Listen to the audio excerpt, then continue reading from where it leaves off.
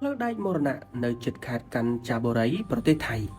មានរឿងរ៉ាវដ៏មហាព្រឺព្រួចមហាសោកនាដកម្មនៅក្នុងប្រទេសថៃដែលកប់ទុកនៅក្នុងប្រវត្តិសាស្ត្រអស់រយៈពេលជាយូរណាស់មកហើយឥឡូវនេះក៏នៅតែបន្តមានភាពអធិកកំបាំងនិងអ្វីដែលកំពុងតែបង្កភាពព្រឺព្រួចយ៉ាងខ្លាំងជាពិសេសដល់ភ្ញៀវទេសចរដែលទៅលេងនៅក្នុងតំបន់នោះ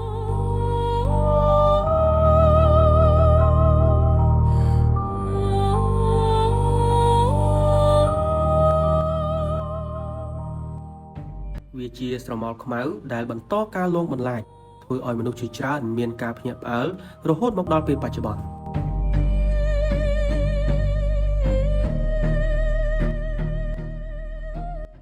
នៅភាគខាងលិចនៃប្រទេសថៃជិតទីក្រុងកញ្ចបុរីដ៏ស្ងប់ស្ងាត់ផ្លូវដែកមួយកាត់តាមព្រៃច្រាំងថ្មចោតនិងជ្រលងនៃទន្លេត្រូវបានសាងសង់ឡើងសប្តាហ៍ថ្ងៃនេះអ្នកទេសចរបានផ្អៀងឬក៏លួចមើលតាមបង្អួចរថភ្លើងថតរូងភ្នំនិងទន្លេនៅផ្នែកខាងក្រោមនៃផ្លូវដែកនេះប៉ុន្តែជាង80ឆ្នាំមុនផ្លូវដែកនេះត្រូវបានសាងសង់ឡើងដោយទុក្ខវេទនាការអត់ឃ្លានជំងឺនិងសេចក្តីស្លាប់ព្រាត់ប្រាសជាដើមនេះគឺជារឿងរ៉ាវនៃផ្លូវដែកភូមាដែលត្រូវបានគេទទួលស្គាល់ទូទាំងពិភពលោកថាជាផ្លូវដែកមរណៈផ្លូវរថភ្លើងភូមាដែលត្រូវបានគេហៅថាផ្លូវរថភ្លើងមរណៈត្រូវបានសាងសង់ឡើងនៅក្នុងអំឡុងសង្គ្រាមលោកលើកទី2ដោយយោធាជប៉ុនសម្រាប់ហេតុផលយុទ្ធសាស្ត្រខ្លាំងមួយក្នុងគោលបំណងយុទ្ធសាស្ត្រនៃផ្លូវរថភ្លើងក្នុងអំឡុងសង្គ្រាមលោកលើកទី2ជប៉ុនបានកាន់កាប់តំបន់អាស៊ីអាគ្នេយ៍ភាគច្រើនរួមទាំងប្រទេសថៃភូមាឥឡូវក្លាយជាមីយ៉ាន់ម៉ាពួកគេត្រូវការមធ្យោបាយមួយដើម្បីផ្លាស់ទីកងទ័ពអាវុធនិងសម្ភារៈផ្គត់ផ្គង់យ៉ាងឆាប់រហ័សរវាងតំបន់ទាំងនេះផ្លូវសមុទ្រមានភាពគ្រោះថ្នាក់ខ្លាំងពេកពីព្រោះកងកម្លាំងសម្ព័ន្ធមិត្តជាពិសេសនាវាមុជទឹកនិងយន្តហោះរបស់អង់គ្លេសនិងអាមេរិកកំពុងតែវាយប្រហារនាវាជប៉ុនដែលដឹកជញ្ជូនសម្ភារៈផ្គត់ផ្គង់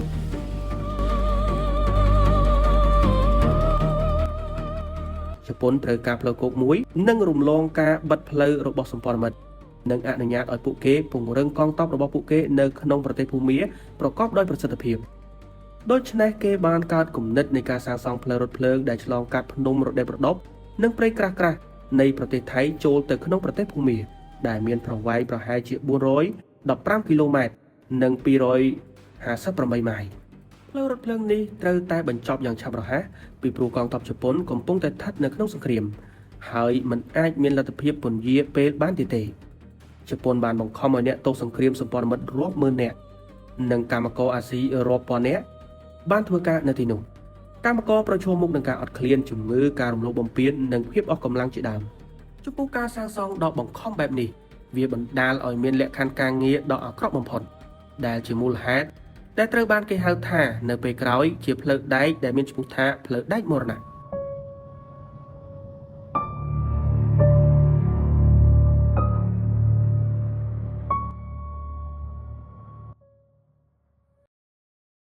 ហេតុផលសំខាន់សម្រាប់ប្រើប្រាស់ផ្លូវដែកនេះ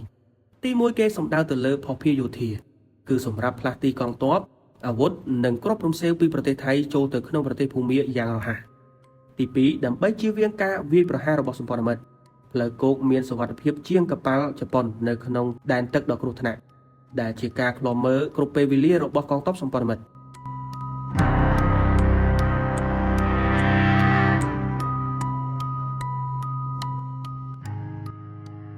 ទី3គឺការពង្រីកការគ្រប់គ្រងតំបន់របស់ជប៉ុននិងគាំទ្រយុទ្ធសាស្ត្រប្រឆាំងនឹងកងកម្លាំងអង់គ្លេសនៅក្នុងតំបន់ប្រទេសភូមានិងលើសពីនេះទៅទៀតបើតាមគោលបំណងនិងមហិច្ឆតារបស់ជប៉ុននៅក្នុងសម័យនោះផ្លូវដែកនេះមិនត្រូវបានសាងសង់ឡើងសម្រាប់ពាណិជ្ជកម្មទេសចរឬក៏ការអភិវឌ្ឍទេវាគឺជាគម្រោងយោធាដ៏ឃោរឃៅសុទ្ធសាធដែលជំរុញឲ្យមានភាពចាំបាច់នៅក្នុងសម័យសង្គ្រាមហើយដើម្បីគ្រប់គ្រងតំបន់ទាំងនោះហើយជីវិតមនុស្សត្រូវបានចាត់ទុកថាជាការចំណាយនៅក្នុងដំណើរការនៃការសាងសង់នេះយ៉ាងច្រើនសន្ធឹកសន្ធាប់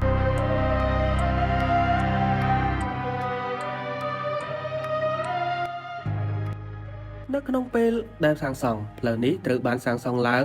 ដោយប្រើប្រាស់អ្នកទោសសង្គ្រាមសម្ព័ន្ធមិត្តប្រហែលជា60000នាក់មានជនជាតិអង់គ្លេសអូស្ត្រាលីហូឡង់អាមេរិកនិងកម្មករអាស៊ីជាង200,000នាក់មានថៃភូមាម៉ាឡេតាមិលនិងផ្សេងៗទៀតកម្មករអាស៊ីទាំងនេះត្រូវបានគេហៅថារូមូសាពួកគេត្រូវបានបង្ខំឲ្យធ្វើការក្រោមលក្ខខណ្ឌដ៏ឃោរឃៅដូចជាការហូបចុកតិចតួចគ្មានថ្នាំសង្កូវព្យាបាលគ្រប់គ្រាន់កម្ដៅក្តៅខ្លាំង ការវាយដំនិងការធ្វើការយូរមនុស្សជាច្រើនបានចុកខ្សោយរួចទៅហើយដោយខ្វះអាហារូបត្ថម្ភនៅព្រៃនោះគឺពោពេញទៅដោយជំងឺគ្រុនចាញ់ជំងឺអាសន្នរោគជំងឺរាគរូសពូកសត្វកាយសាហាវជាច្រើននិងទឹកជំនន់នៅរដូវវស្សាវាបានคล้ายទៅជាសុបិនអាក្រក់មួយនិងស្នាមដ៏ខ្មៅងងឹតមួយសម្រាប់មនុស្សនៅក្នុងតំបន់ហើយដោយសារតែមនុស្សរាប់ម៉ឺននាក់បានស្លាប់នៅក្នុងអំឡុងពេលសាងសង់វានោះទើបត្រូវបានគេហៅថាជាផ្លូវរថភ្លើងនៃមរណៈប្រវត្តិអ្នកទោសបានប្រមាណថាអ្នកទោសសង្គ្រាមសម្ព័ន្ធមិត្តប្រហែលជា 12,000 នាក់បានស្លាប់នៅទីនោះកម្មករអាស៊ីប្រហែលជា 7,000 ទៅ 10,000 នាក់ក៏ត្រូវបានស្លាប់នៅទីនោះផងដែរមនុស្សជាច្រើនត្រូវបានបញ្ចុះនៅក្នុងផ្លូវដែកដោយគ្មានស្លាកស្នាមនិងកប់ជ្រៅទៅខាងក្រោយ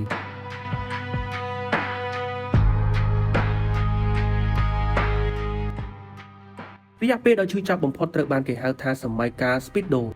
នៅពេលដែលមេបញ្ជាការជប៉ុនបានប្រញាប់ប្រញាល់សាងសង់ឲ្យបញ្ចប់នៅមុនការកំណត់កម្មករក៏ត្រូវបានរុញច្រានហួសអំពីព្រំដែនរបស់មនុស្សកម្មករជាច្រើនត្រូវបានបង្ខំឲ្យធ្វើការដោយដៃដើម្បីវាយថ្ម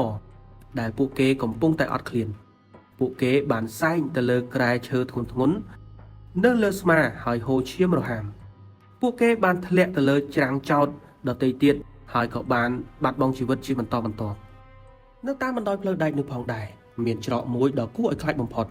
គឺនៅជិតខេត្តកញ្ចនបុរីដែលមានច្រកភ្លើងនរកមួយ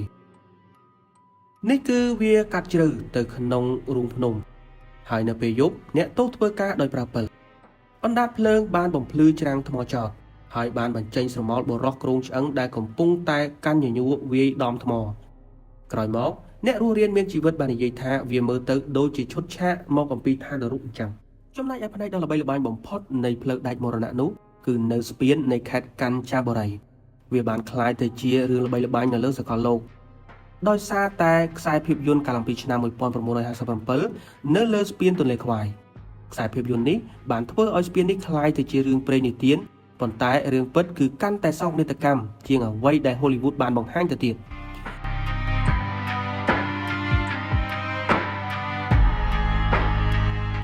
ស្ពាននេះត្រូវបានទម្លាក់គ្រាប់បែកដោយកងកម្លាំងសម្ព័ន្ធមិត្តហើយចុងបញ្ចប់នៃសង្គ្រាមក្រោយមកវាបានសាងសង់ឡើងវិញសប្តាហ៍ថ្ងៃនេះវានៅតែឈរបន្តជានិមិត្តរូបពីរគឺទុក្ខវេទនារបស់មនុស្សនិងការចងចាំជាប្រវត្តិសាស្ត្រជារៀងរាល់ឆ្នាំអ្នកទេសចររាប់ពាន់នាក់បានដើរឆ្លងកាត់តំបន់នេះនៅពេលដែលជប៉ុនចាប់ផ្ដើមចុះចាញ់សង្គ្រាមនៅឆ្នាំ 1945 ផ្លូវដែកនេះលែងត្រូវការទៀតហើយផ្នែកខ្លះនៃវាត្រូវបានរុះរើផ្នែកខ្លះទៀតត្រូវបានព្រៃដុះជុំចិត្តប៉ុន្តែផ្នែកអំពីខេត្តកញ្ចនបុរីនៅតែដំណើរការរហូតមកដល់ពេលសប្តាហ៍ថ្ងៃបន្ទាប់អំពីផ្នែកខ្លះคล้ายទៅជាទីកន្លែងដ៏ស្ងប់ស្ងាត់មានរឿងរ៉ាវនៃការលងបន្លាចតាមបណ្ដោយផ្លូវដែកមរណៈជាពិសេសនៅជិតខេត្តកញ្ចនបុរី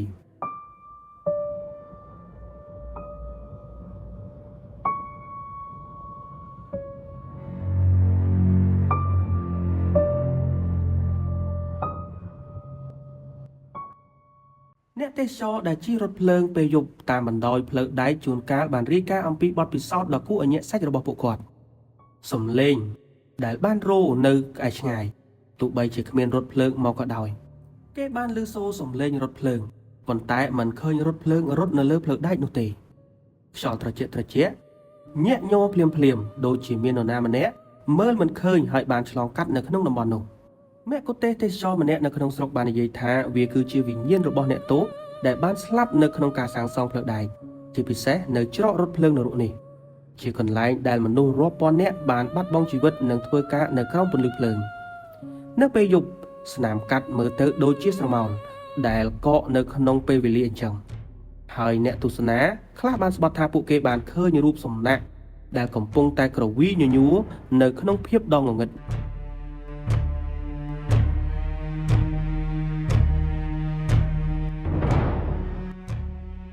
អ្នកទេសចរទូទៅតែងតែបាននិយាយថាមានចង្កៀងភ្លឹបភ្លែតនិងក្របភ្លឺចែងចាំងនៅច្រកភ្លើងនរកនោះហើយដែលជារឿយៗត្រូវបានថតជាប់ជារូបថតទៀតផងគេបានឮសំឡេងស្រទន់ឬក៏សំឡេងយំដែលបន្លឺឡើងពោពេញដោយភាពព្រឺព្រួចនៅក្នុងព្រៃដ៏ស្ងាត់ជ្រងំ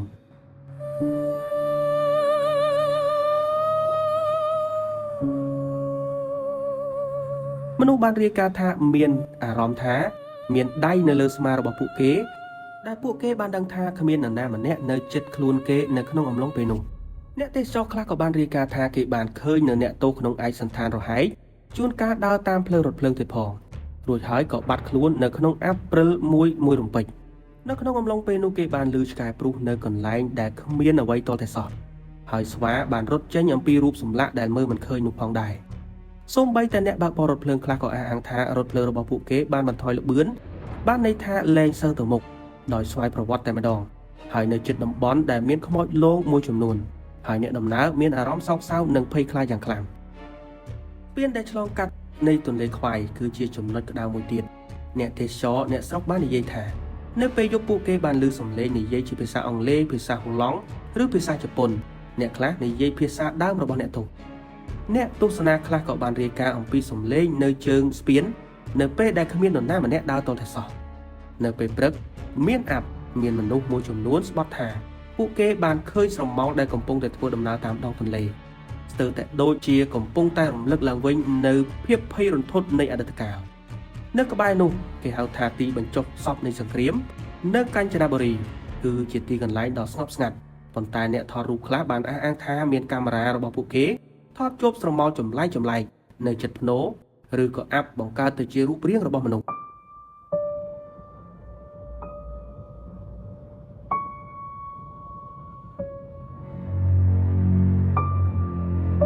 អ្នកស្រុកជឿថាវិញ្ញាណក្ខន្ធនៅតែមានដោយសារតែកម្មផលដែលបានស្លាប់នៅក្នុងទុក្ខវេទនាដោយគ្មានការសម្រាកឬក៏គ្មានការធ្វើបុណ្យឧទ្ទិសកុសលបានត្រឹមត្រូវមានរឿងរ៉ាវដ៏គួរឲ្យភ័យខ្លាចបំផុតរបស់អ្នកទេសចរម្នាក់បាននិយាយថាខ្ញុំកំពុងតែដើរតាមផ្លូវចាស់នៅពេលយប់ហើយភ្លាមនោះខ្ញុំបានឮសំឡេងខ្សឹបខ្សៀវនៅក្នុងត្រចៀករបស់ខ្ញុំថាបន្តទៅមុខទៀតខ្ញុំនៅតែម្នាក់ឯង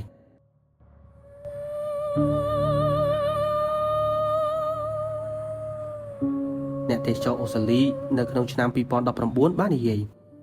យើងកំពុងតែថតនៅជិតច្រកភ្លើងនរកហើយកាមេរ៉ាបានចាប់យកអ្វីដែលមើលទៅដូចជាស្រមោល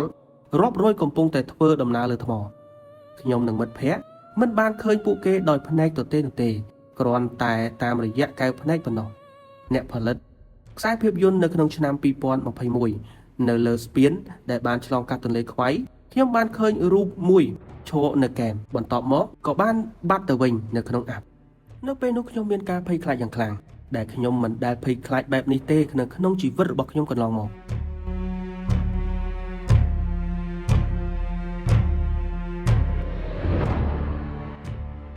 រហូតមកដល់ពេលនេះទីកន្លែងទាំងអស់នេះនៅតែជាទីកន្លែងដ៏ព្រឺព្រួយបំផុតនិងមានវិញ្ញាណលងជាបន្តមិនឈប់ឈរហើយជាទីកន្លែងដ៏កាចសាហាវបំផុតដែលធ្វើឲ្យអ្នកទេសចរទាំងឡាយដែលធ្លាប់ទៅទស្សនាហើយរៀងចាលលែងទៅទស្សនាទៀតគេបាននិយាយថាជំនឿនិងរឿងព្រេងនិទាននៅក្នុងស្រុកបានបង្ហាញថារថភ្លើងត្រូវបានសាងសង់ឡើងជាមួយនឹងទុក្ខវេទនាដែលមិនអាចរៀបរាប់បានវិញ្ញាណក្ខន្ធរបស់អ្នកដែលបានស្លាប់ដោយអំពើហិង្សានៅតែមានរហូតជារឿងរ៉ាវរបស់ពួកគេត្រូវបានទទួលស្គាល់អ្នកទោសមួយចំនួនត្រូវបានបញ្ចុះនៅក្នុងភ្នូដ៏ធំឬក៏ប្រឡាយរាក់ដែលធ្វើឲ្យព្រលឹងរបស់ពួកគេមិនមានភាពស្ងប់នោះទេព្រៃខ្លួនឯងបានន័យថាការចងចាំនៅរបួសបាតុភូតធម្មជាតិចម្លែកជួនកាលត្រូវបានបកស្រាយថាជាសំឡេងបន្លឺឡើងនៃអតីតកាល